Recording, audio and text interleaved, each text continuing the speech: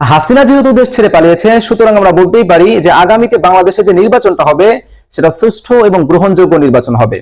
এখন কথা হলো, সেই নির্বাচনে বাংলাদেশের যে রাজনৈতিক দলগুলো রয়েছে তারা কি এককভাবে নির্বাচন করবে নাকি তারা জোটবদ্ধ হয়ে নির্বাচন করবে?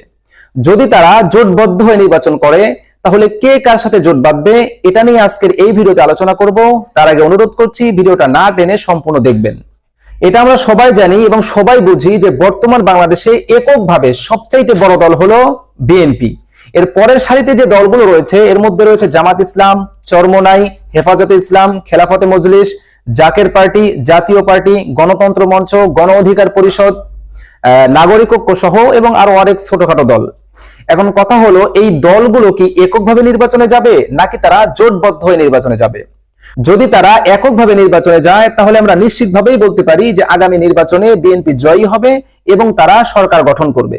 তবে যদি এই রাজনৈতিক দলগুলো তারা এককভাবে নির্বাচনে না গিয়ে তারা জোটবদ্ধ হয়ে নির্বাচনে যায় তাহলে কে কার সাথে জোট বাঁধবে, কোন দল কোন দলের সাথে জোটবদ্ধ হবে, এটা নিয়ে আজকের মূল আলোচনা।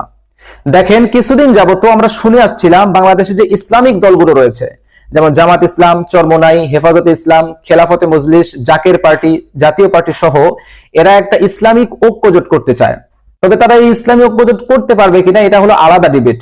তবে যদি তারা ইসলামী ঐক্যজোট করতে পারে তবে সেটা বিএনপির জন্য একটা বড় চ্যালেঞ্জ হবে এবং এই বাংলাদেশের মানুষ একটা শক্তিশালী বিরোধী দলও তখন পেয়ে যাবে। সেক্ষেত্রে আগামী নির্বাচনে লড়াই হতে পারে ইসলামী ঐক্যজোট বনাম বিএনপি। আর এই ইসলামী ঐক্যজোটে যে দলগুলো থাকবে সেগুলো হলো জামাত ইসলাম, চরমোনাই, হেফাজতে ইসলাম, খেলাফতে মজলিস, জাকের পার্টি, জাতীয় পার্টির মতো আরো যে ইসলামিক দলগুলো রয়েছে সেই দলগুলো।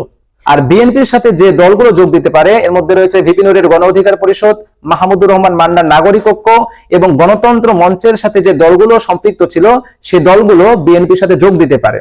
এখন কথা হলো, আপনারা একটা প্রশ্ন করতে পারেন যে এতক্ষণ যে আমি আলোচনা করলাম এই আলোচনার মধ্যে অনেকগুলো রাজনৈতিক দলের নাম আনলেও আওয়ামী লীগের নাম কিন্তু একবারও আনি নাই। এর উত্তর হলো যে আগামী নির্বাচনে আওয়ামী লীগ নির্বাচন করতে পারবে কিনা, আওয়ামী লীগ কি নির্বাচন করার জন্য বৈধ কিনা, এটা নিয়ে একটা ভিডিও আমি আমার চ্যানেলে আপলোড আগেই করেছি। আপনারা চাইলেই সেই ভিডিওটা দেখে আসতে পারেন, ডেসক্রিপশন বক্সে লিংকটা আমি দিয়ে রাখবো।